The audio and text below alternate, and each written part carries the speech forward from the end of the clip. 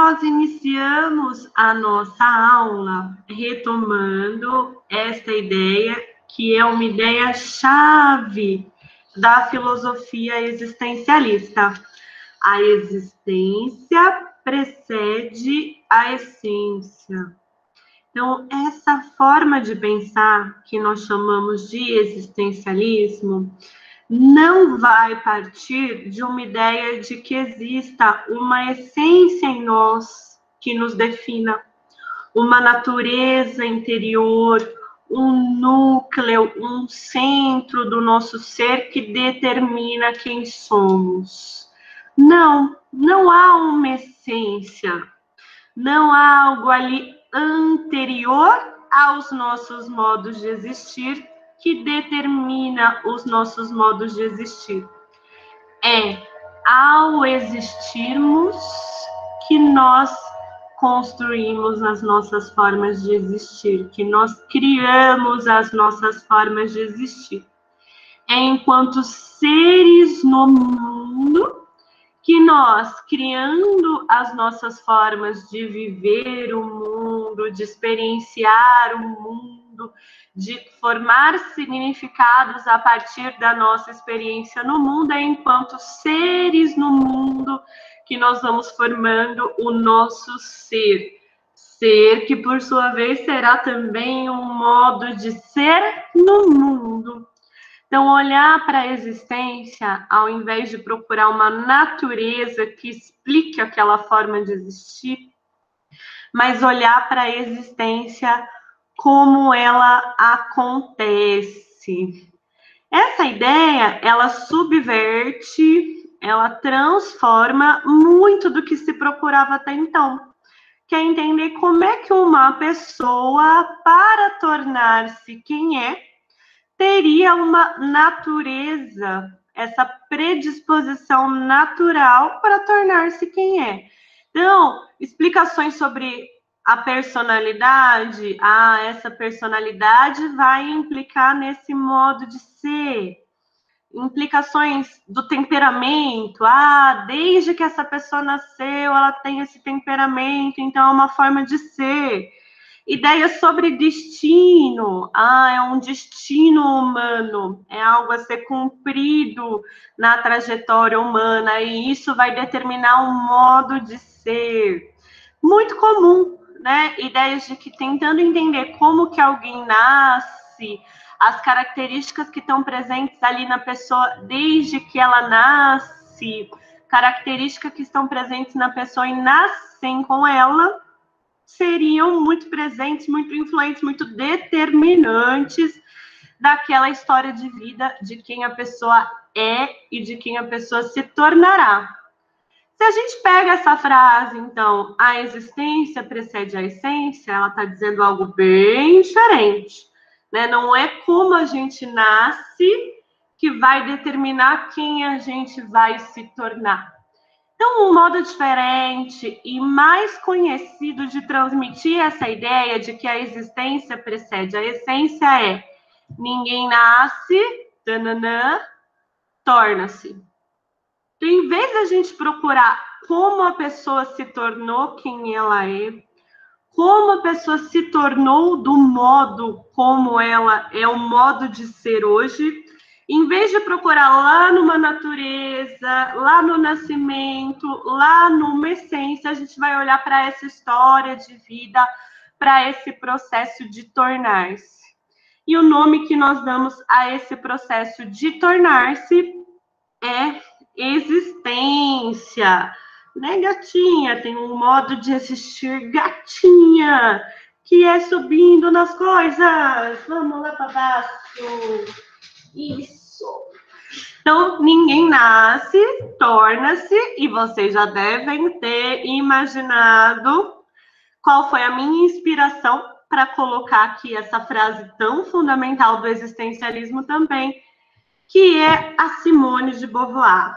A Simone de Beauvoir, ao propor que ninguém nasce mulher, torna-se, ela está trazendo essa ideia existencialista, esse olhar existencialista de que não existe uma essência que nos defina, não existe uma natureza que nos determine.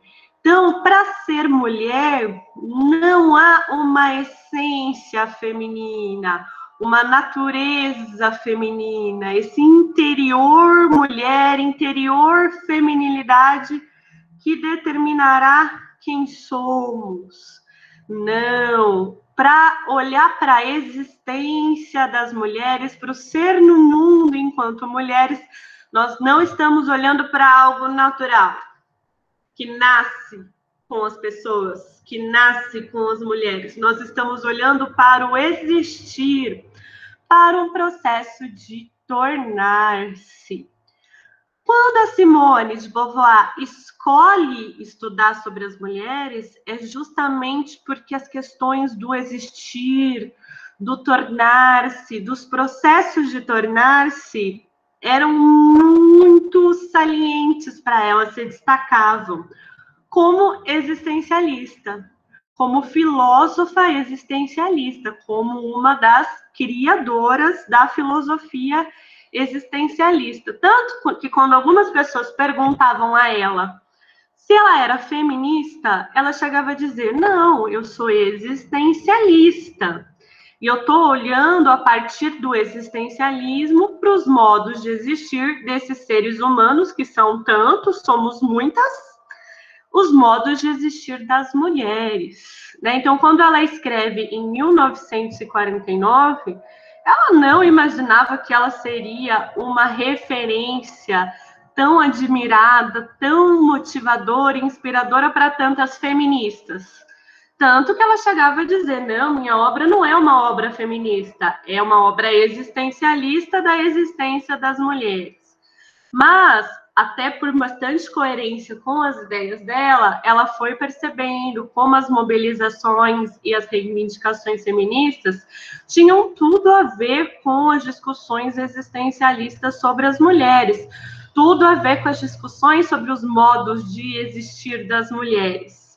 Então, no livro que foi escrito em 1949, a Simone traz essa proposta de pensar os modos de existir das mulheres. E mais para frente, só um minutinho que eu volto aqui. Mais para frente, numa entrevista que foi dada em 1975, ou seja, 26 anos depois, essa entrevista, que eu vou deixar o link aqui abaixo, essa entrevista tem o título Porque Sou Feminista, né? Em que a Simone, 26 anos depois, conta que sim, o livro dela, existencialista, tem ideias que são ideias muito afinadas, ideias muito, né, pertencentes ao modo de pensar, ao modo de se mobilizar e ao modo de defender direitos feministas. E nessa entrevista em que ela responde, né, por que sou feminista, ela traz as ideias principais do livro publicado em 1949. Nós temos aqui a própria Simone sendo entrevistada, em que ela diz: ninguém nasce mulher, torna-se mulher.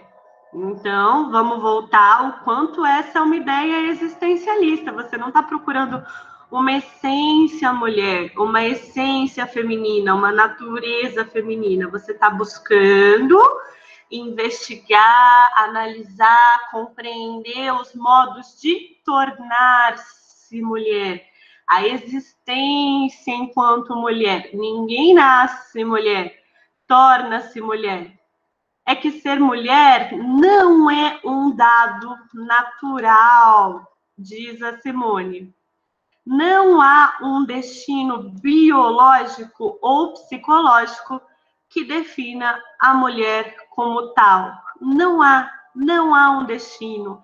Nada nos determina, nada nos define. Então, vamos lá, vamos saber um pouquinho mais sobre a Simone, que é a autora que nós vamos seguir mais juntinho na aula de hoje para pensar a filosofia existencialista.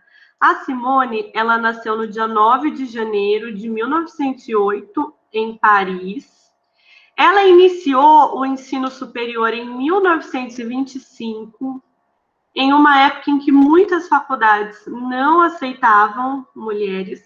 Então, quando ela foi estudar, muitas das principais faculdades lá da França não aceitavam de filosofia, né? Ela fez filosofia, continuou a carreira como filósofa, teve bastante dedicação, envolvimento e espaço também, foi conquistando, abrindo muitos espaços para estudar. Então, sim, tinha espaço para as mulheres estudar, mas muitas faculdades não aceitavam mulheres. Então, não era o destino esperado das mulheres que elas estudassem, não era a natureza esperada das mulheres que elas estudassem. O livro mais conhecido, que é O Segundo Sexo, foi publicado em 1949. Mas a Simone tem outros livros também, principalmente livros autobiográficos, em que ela conta sobre a experiência vivida, tal como ela é vivida por quem a vive. No caso, ela, a Simone. Vocês identificaram aí como essa é uma proposta fenomenológica? Descrever, relatar, narrar, trazer a experiência tal como ela é vivida, da forma como ela é vivida, no momento como ela é vivida por quem a vive. Então, esse é um livro que ela conta desde a infância, né, como foi a vida dela, Memórias de uma Moça Bem Comportada, O Segundo Sexo, que é o mais conhecido. Aí nós temos A Força da Idade, que ela vai contando os demais anos de vida, a força das coisas. São livros assim com uma riqueza de detalhes, uma minúcia em contar sobre a vida, sobre as experiências, sobre o que é vivido e percebido. Esse livro, que chama A Hora do Adeus, desculpa, Uma Morte Muito Suave, que cobriu aqui, Uma Morte Muito Suave, ela conta sobre uma experiência, né, tão marcante na vida de alguém, que é quando a mãe dela morre, o processo de aproximação da morte da mãe dela, e ela traz em palavras, em relato, em narrativa, coloca em palavras, se expressa. É uma vida e uma obra muito relacionadas a essa força do narrar, das palavras, do expressar-se. E a Cerimônia do Adeus, ela conta sobre a relação dela e os últimos anos de vida com Jean Paul Sartre, como foram os últimos anos dele, a despedida dele quando Sartre morre. Então, esses são alguns dos livros, a Simone ainda tem outros. Ela é uma vida com uma paixão pela escrita, ela escreve muito e, por meio da escrita, ela transmite esses modos de viver, de ser no mundo, de existir. Esse trechinho é do nosso livro principal na matéria, que chama No Café Existencialista, em que a Sarah Bakewell, ela conta assim sobre a Simone. Ela tinha uma espécie de talento especial em se sentir espantada com o mundo e consigo mesma. Durante toda a vida, tinha facilidade em se assombrar perante as coisas. Como disse em suas memórias, esta foi a origem da sua obra literária. Começou naquela época em que não se podia mais tomar as coisas como dadas. Então, sem tomar as coisas como dadas, ela traz esse espanto, esse assombro, essa fascinação diante das coisas do mundo, e na sua obra literária ela expressa esse modo de olhar, modo de existir e modo de ser no mundo. Por isso que é tão importante a gente conhecer sobre a Simone de Beauvoir para conhecer o pensamento existencialista.